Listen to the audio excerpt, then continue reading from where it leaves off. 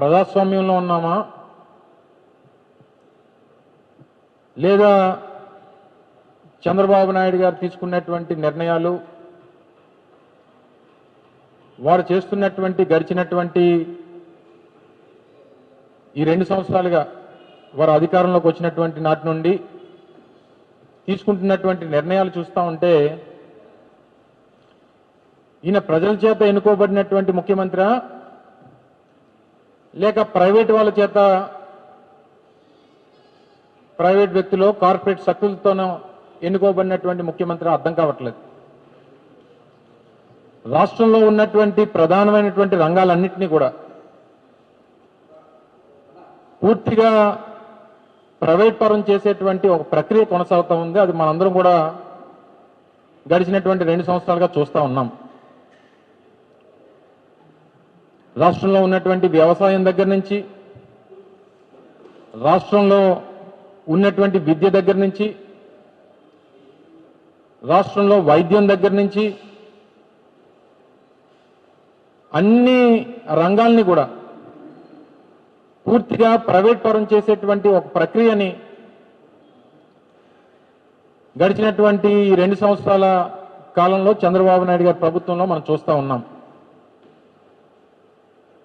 వ్యవసాయానికి సంబంధించి రైతులు ఏ రకంగా రోడ్డెక్కారు,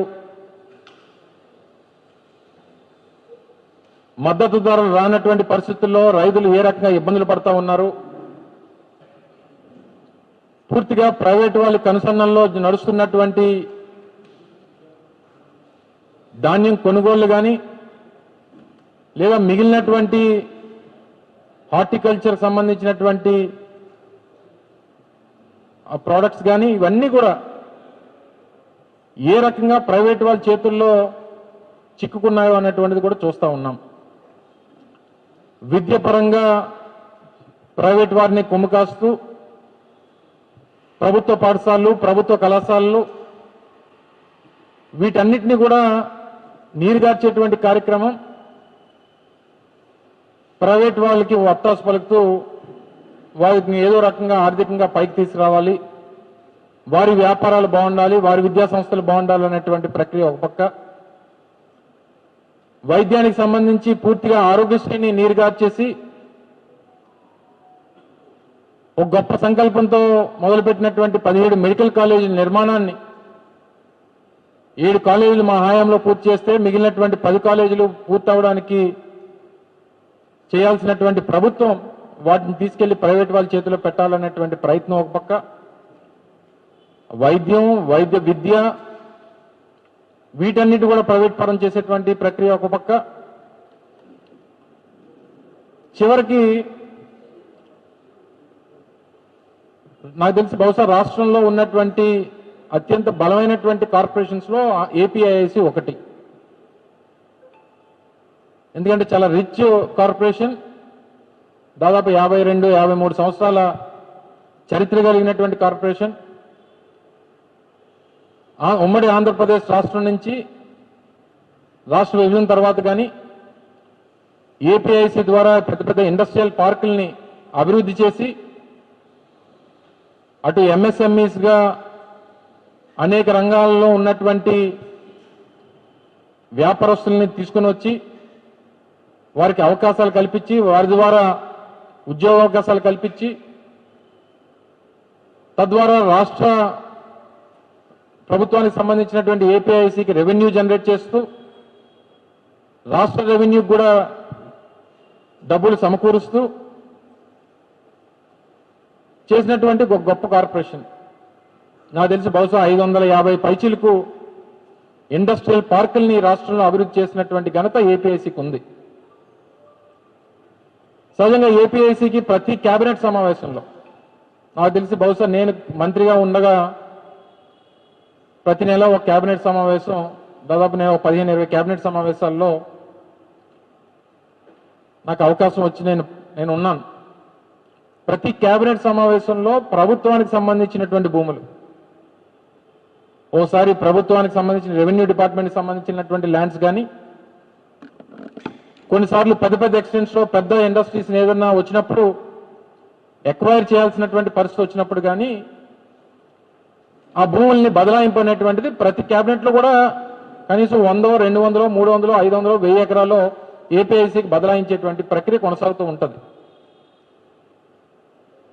ఇది రెవెన్యూ డిపార్ట్మెంట్ నుంచి ఏపీఐసీకి ఇచ్చేటువంటి ఒక ప్రక్రియ కొనసాగుతూ అనేక దశాబ్దాలుగా కొనసాగుతూ ఉంది.